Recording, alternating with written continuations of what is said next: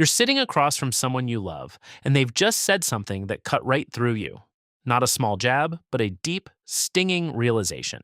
Your heart starts to race, your throat tightens, and for a second, it feels like the oxygen has left the room. They're looking at you, waiting for a response.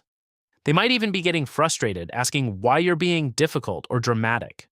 But the truth is, you aren't trying to be anything. You've just disappeared.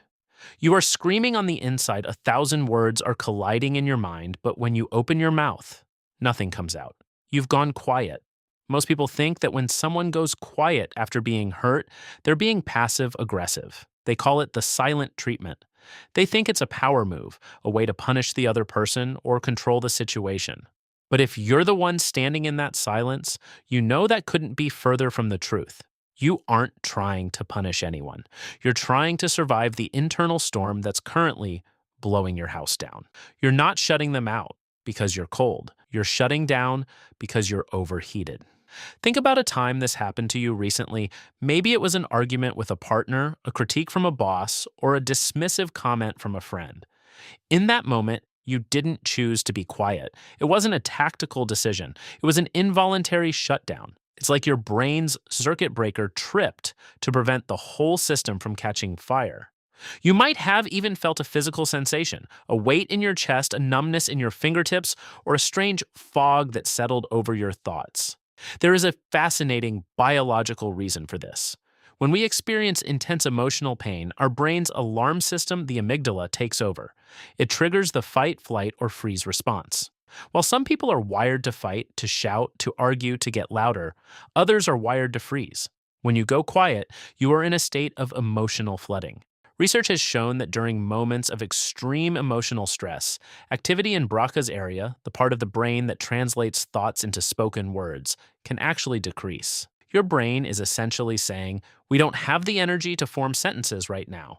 All our resources are needed to keep the heart beating and the mind from shattering. But why you? Why do some people get louder while you get quieter? Usually the answer lies in the chapters of your life you don't talk about much. No child is born quiet. Children are naturally loud with their pain. They cry, they scream, they demand to be heard. But if you grew up in an environment where your loud emotions were met with consequences, you learned to adapt. Maybe you had a parent who became even louder when you cried, so you learned that silence was the only way to de-escalate the situation. Maybe you were told you were too sensitive or dramatic, so you learned to swallow your feelings to avoid being a burden. Over time, your brain made a calculation. Expression equals danger. Silence equals safety. You learned that if you didn't speak, you couldn't say the wrong thing. If you didn't show the hurt, they couldn't poke at the wound.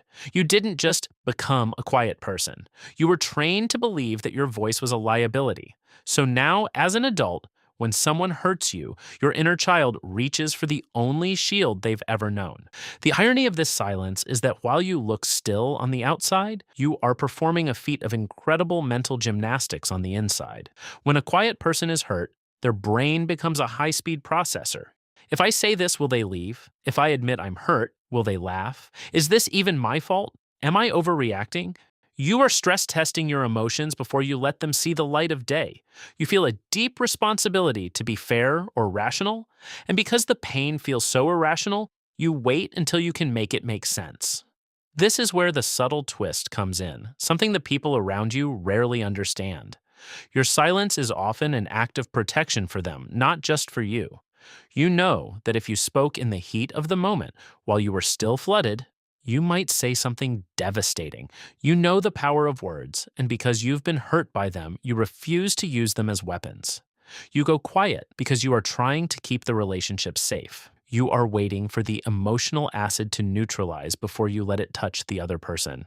However, this protection comes at a massive cost to you. When you go quiet, you are essentially trapping the pain inside your own body. Since you aren't letting it out through words, the pain has nowhere to go.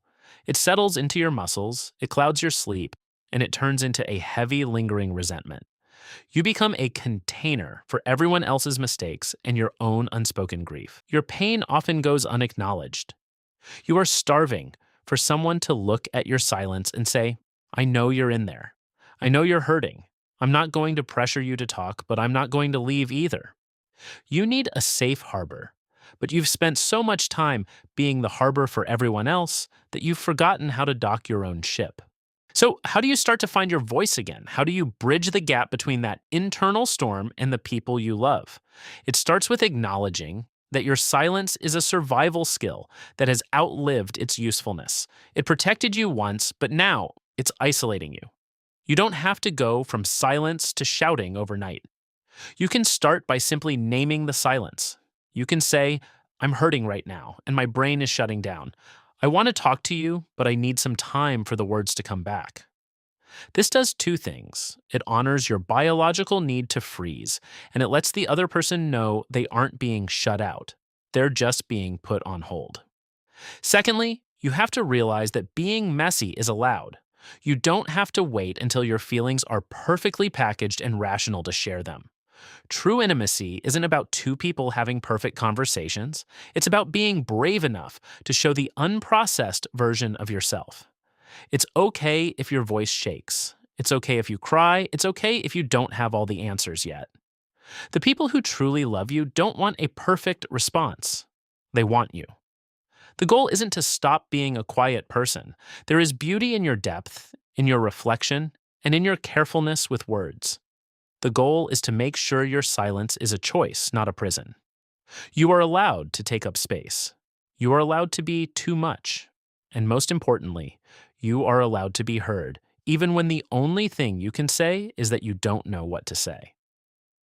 Your silence has kept you safe for a long time. It's okay to thank it for its service. And then, slowly, gently, start to let the light in. You don't have to hold it all together anymore. You've been the quiet one for long enough. It's time to let yourself be known.